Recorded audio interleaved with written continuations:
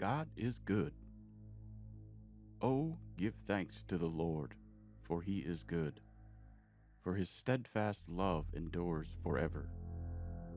1 Chronicles 16:34. If God is good and loving, then why is there pain and suffering in the world? Why do bad things happen to good people? Why does hell exist? And why do some people end up there?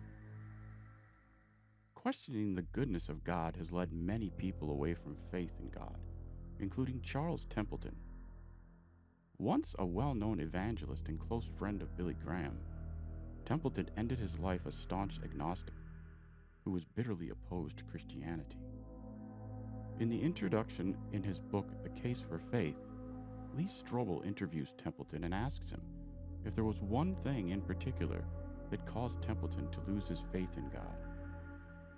Templeton responds that it was a Life magazine photograph of an African woman holding her baby who had died of thirst in a drought.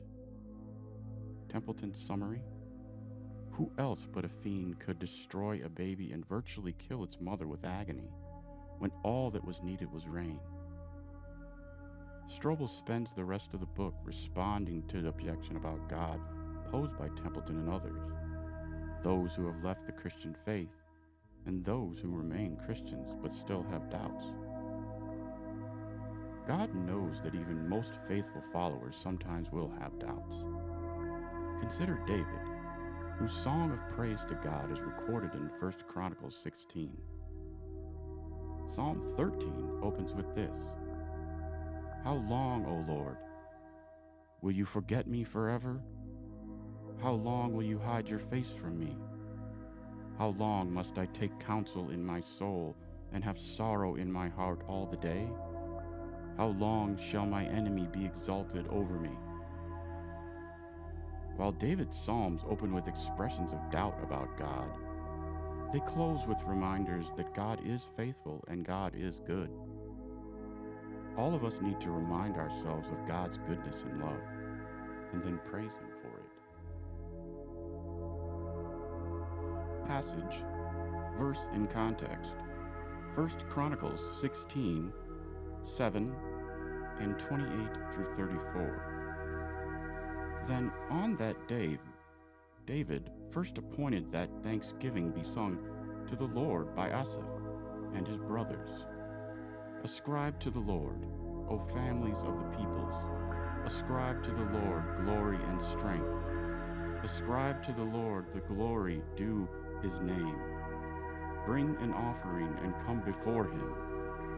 Worship the Lord in the splendor of holiness. Tremble before him, all the earth. Yes, the world is established. It shall never be moved. Let the heavens be glad, and let the earth rejoice, and let them say among the nation, the Lord reigns. Let the sea roar, and all that fills it. Let the field exult, and everything in it. Then shall the trees of the forest sing for joy before the Lord, and he comes to judge the earth. O give thanks to the Lord, for he is good, for his steadfast love endures forever. Related passage, Psalm 13, 1 through 6. How long, O Lord? Will you forget me forever? How long will you hide your face from me? How long must I take counsel in my soul and have sorrow in my heart all day? How long shall my enemy be exalted over me? Consider and answer me, O Lord my God. Light up my eyes, lest I sleep the sleep of death, lest my enemy say, I have prevailed over him, lest my foes rejoice because I am shaken. But I have trusted in your steadfast love.